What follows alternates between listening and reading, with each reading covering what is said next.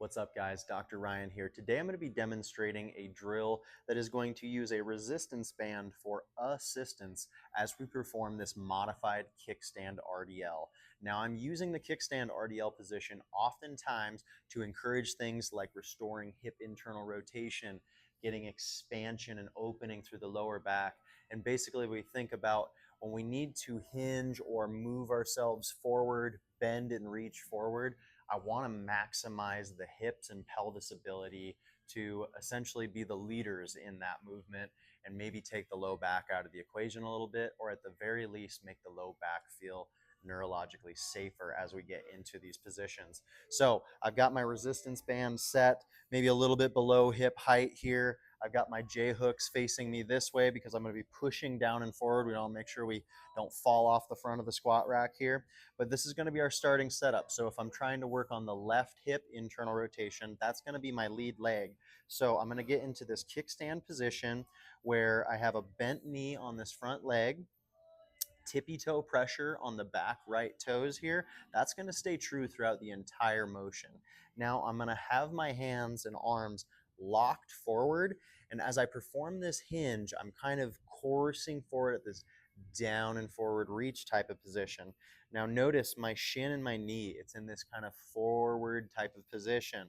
Forward is kind of the it's the common denominator of this movement here, as the hip hinge generally is utilized for forward propulsion. So shin is going to be forward, knee is going to be bent. I feel so stacked and loaded over this front leg, and I feel like I can just totally unweight that back leg. Let's keep that true throughout the entire motion. Now I'm going to have my hands locked out as I'm going to drop the chest, leaving the back nice and relaxed, hinging forward. I feel a stretch kind of in this back left pocket area of my left glutes. Now I'm going to use my brain-body connection here, or brain booty in this case, to drive the earth away with my left foot. Keep in mind, right foot is super unweighted and light here. So make that left glute the star of the show. Push back up. Left glute's contracting. Low back is pretty chill. Knee and shin stayed in that position the entire time. Let me show you again.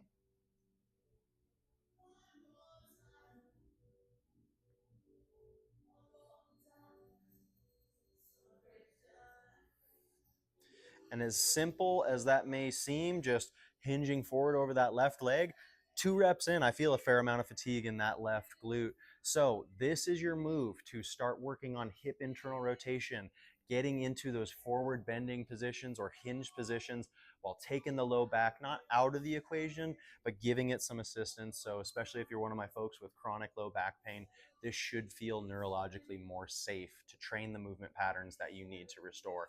So go ahead and give that a try for the prescribed sets and reps, and good luck.